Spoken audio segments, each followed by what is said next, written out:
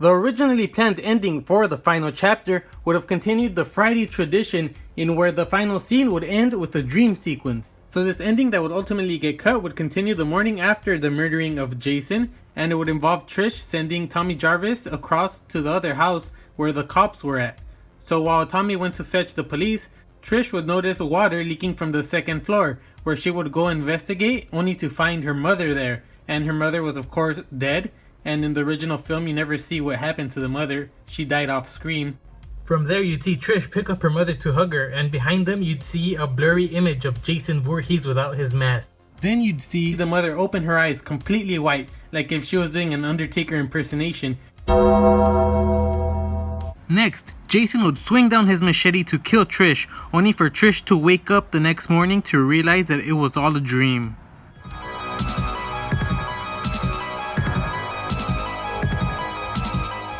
Today we're looking at the NECA Friday the 13th, the final chapter, Ultimate Jason Voorhees figure. So first off, looking at the packaging, we have the theatrical poster of Friday the 13th, the final chapter, and that's what I really love about some of these Ultimate figures, where NECA doesn't put any of their logos around it, so this is exactly the poster that you would see in theaters. So once you get the figure out of the package, you could actually use this as a display piece, and nobody would know that this is a toy box or anything, because this is the exact same poster as the one they used in the theaters. The only thing that bothered me about the theatrical poster is this axe cut right here on the mask. It's supposed to be on the right side, but in this poster it's on the left side. So the filmmakers used a mirrored image instead of using, I guess, the actual picture that they took. So I have no idea why the filmmakers did that, but anyway, that has nothing to do with the figure, so let's keep on going. Looking at the side of the package, at the top we have a Friday the 13th, the final chapter logo. On the bottom we have a NECA logo with a blood splatter on it. Under that we have a Real Toys logo, and in the middle we have a picture of a Jason Voorhees figure in a very nice pose. On the other side it's the exact same thing, and at the top we have another Friday the 13th, the final chapter logo.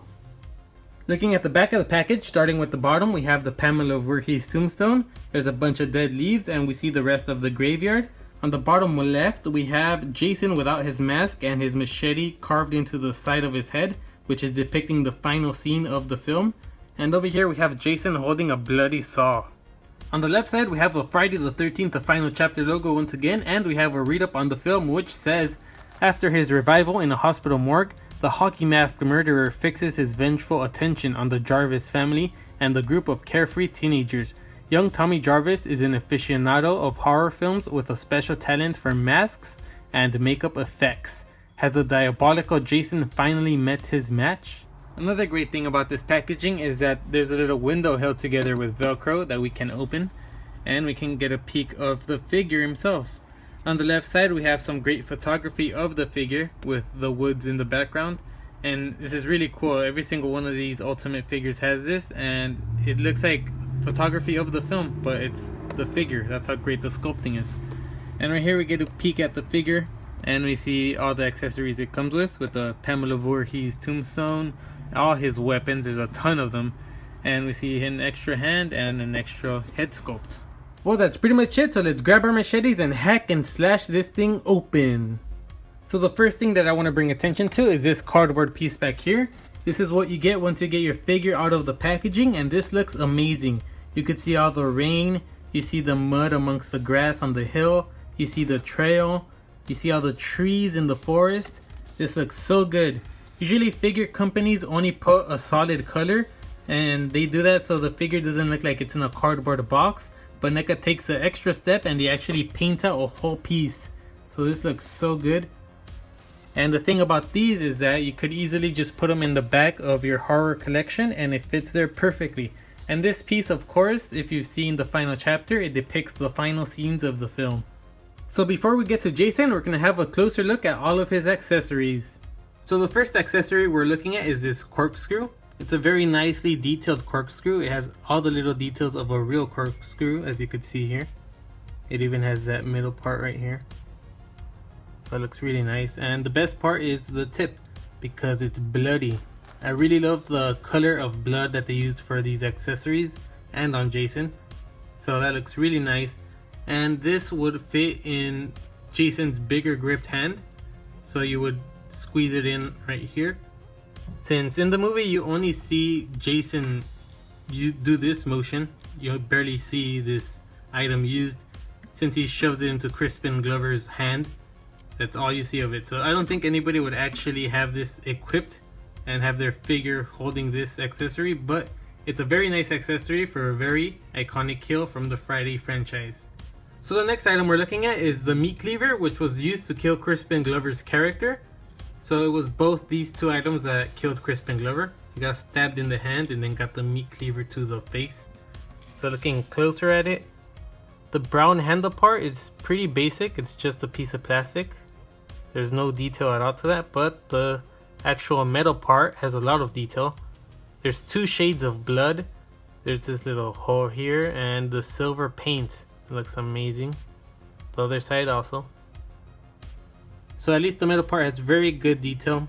And it's fine that the handle has zero detail because it's going to be sitting in Jason's hand. So of course this one would go in the more open hand since the actual handle is pretty thick. So yeah, it would go nicely there. So the next item we're looking at is the bone saw.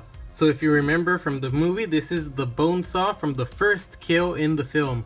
Jason uses this to cut the throat of the perverted doctor named Axel, and then he twists his head around 360. So looking at the bone saw, there's a lot of really good detail. Of course you have the sharpness on the bottom. It's not really sharp, but you know, it's still there. It's nice and sculpted. The blood looks very nice. It looks really good. I love the silver and the black sprayed on top. That gives it a nice dirty and worn look. So that looks amazing. So this would actually go on the more open gripped hand. You would have to squeeze that in there. Next we're looking at a basic knife, and the knife was used to kill a couple of characters, but I'm pretty sure this knife is supposed to represent the kill of the character named Teddy, which was killed through the screen projector. He got stabbed in the head. So looking closer at this item, we can see that there's actually some detail on the handle. There's some texture to it, if you could see that. You could see some screws. On the other side is the same. And like a real knife, you could see the silver part in the middle. So that looks pretty nice. Now looking at the actual metal piece, again there's some nice silver paint. There's three shades of blood. You have the bright red, the dark red, and like the brownish red, which is how blood looks like once it's dried up. So that's some really nice detail. I really love that. And this one would go on the hand that has the tighter grip. So it would go here. Next up is this axe that was used to kill the character of Sarah when she was running around in her towel. She was trying to open a door and the axe went through the door and got her in the stomach. A bit of an outrageous kill, but it was pretty fine, I guess. So there's actually no detail at all on the handle, so that's interesting. And looking at the metal part, it's the basic spray paint that you use on metal, so it looks pretty nice. And there's a little bit of detail at the beginning of the wood part. It's really hard to see, but there's a bit of texture. But this is a very basic, very basic accessory. And this accessory goes with the tighter gripped hand. So it's kind of difficult to put at first because of the thicker part, but it holds it nicely once you get here. And next up is a fan favorite weapon for Jason, which is his machete. So he has the basic coloring of brown. It's a darker brown compared to the knife. There's some detail in the little screws. They're actually painted silver, and you see the metal silver part in the middle, so that looks nice too. And the blood actually goes all around, so that looks amazing. And again, it's brushed in a way so it looks very realistic like all the other accessories. That's what I really love about this blood in these accessories, because it looks so realistic. With every single accessory, the blood is painted very realistically. And you could see some scratches on the blade. Yeah, there you go. See some scratches there. So this machete was actually used to kill Jason himself. And that was supposed to be it for Jason, but he's too popular to stop making movies of. But there you go. And this machete would actually fit in the tighter hand. So you just finagle it a little bit and it'll go in. But I personally put it in the more open hand because it actually sits very nicely and it won't fall off. So the machete actually fits in both hands, but I prefer having it in the more open hand because it won't stress out the plastic or anything. Next up is the Pamela Voorhees Tombstone, and this tombstone in this movie was the first time that Pamela Voorhees' name was revealed completely, so that's an interesting fun fact. And there's a nice weight to it, so it's not heavy, but you could feel that it's filled up with plastic, and it's not a hollow piece like other figure companies would have it. So the wind isn't gonna blow this thing off your shelf. You're gonna actually have to push it off. Getting a closer look, you could see that all the letters are, I would say, like they're popping out. There's actual texture to them, so it's not just paint. So that looks nice. It really makes the letters pop a little bit. And looking at the actual stone piece, it looks like they used a dark gray piece of plastic and they brushed on top some light gray and some speckles of black. So that looks like a real stone. So that looks very nice. It looks like a real tombstone, and I really like that they added some mud on the back. So maybe when the gardener was gardening the graveyard, some mud splashed onto the stone. So that's very nice, because nobody's actually gonna see the back of your stone, they're gonna see the front. But it's nice that they add a little detail just in case somebody is looking 360 at your collection. They'll notice the little detail, and that's what NECA does. So I really like that. There's some more mud on the side. So this is a very great piece. I'm very glad we got this. This would really make any horror collection pop just by having it amongst your collection. Next up we have the extra head with the extra mask. And the actual mask, they were on the wrong heads. So this head right here is from the end of the movie, and this is the end of the movie mask. And then this is the mask from the beginning of the movie with the head from the beginning of the movie. So right now we'll take a look at the actual head sculpts, but looking at the masks, you could see that this one is the one from the end of the movie because the chevrons under the eyes are all scratched off.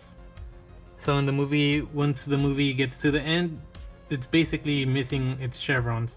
And this one right here, it has some scratching off, but they're still there. You could still see it. I prefer this mask. So looking at the head sculpts, you could tell which one is from the beginning of the movie and which one is the end because the side right here. At the end of the movie, Jason gets macheted in the side of the head, so that's where the machete goes, and you can see his eye is dead. And this one right here is just from the beginning of the movie, so he has no machete mark, of course. So I was saying when I opened the package, the masks were on the wrong heads. So the newer mask was on the end of the movie head, and the end of the movie mask was at the beginning of the movie head. So yeah, you're gonna have to swap off the masks if you care about continuity, which I do. If you look closer, they both have the same details. There's like bruising on the top because his machete hit would have started to heal by now. You see the teeth, they're all nasty. And then the wrinkles. I really love the blood too. The blood on the machete cut right here. The nice splatter. Looking at the back of the head, it's all veiny and nasty. So having a final look at the hockey masks, they're pretty much the same, so we're gonna focus on this one. This one just has a bigger break right here. And the blood seems to be like wetter on this one, I guess. You could see the lighter red. On this one it's all black. That might just be a little error, but yeah, it just looks a bit more wet on this one. And the only difference also is that this one, it says version 3 and this one says version 4 at the top of the forehead, if you could see that right here. So of course this one was printed first, and then this one, because this one comes first in the film, and then this is at the end of the film. So the final details that we haven't checked out are these little silver pieces at the bottom. You could see a bit of a wash, a dark, maybe a light black wash over the actual yellowish mask. You could see the red paint of the chevrons. That looks really cool. Moving on to the straps, you see the little metal pieces painted. They're a bit sloppy, but that's fine.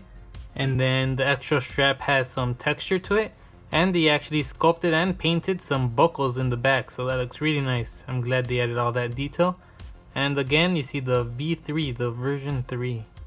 So now looking at the detail of the Jason figure, I just want to point out one last thing on the head. I really like the shininess that they added. The glossiness looks really cool because Jason would be sweaty and of course he wouldn't shower. And I love the glossiness around the mouth and the chin, because I'm pretty sure with that mouth he'll be drooling quite a bit. And looking at the rest, yeah, it's a really nice shirt, nice wrinkles. The actual part of the arms are sculpted, and the part of the body, it's a rubber, but it actually looks seamless, so that's really cool. The hands, they're nice and dirty, veiny. You see the black nails. Of course he'll never wash his hands, so they look rancid, nasty. Ugh. Now looking at the pants, they're nice and dirty, and there's some blood on it. I really love that detail. That looks awesome. It looks like he just killed some people. I don't really like the clean Jason look. I like it when he looks like he's been going through the woods, being a dirty woodsman, murdering people, getting blood splatter all over. So it looks nice. I really love that blood paint that they used. And also the neck looks really nasty. It's all wrinkly. God, it looks amazing. I really love that.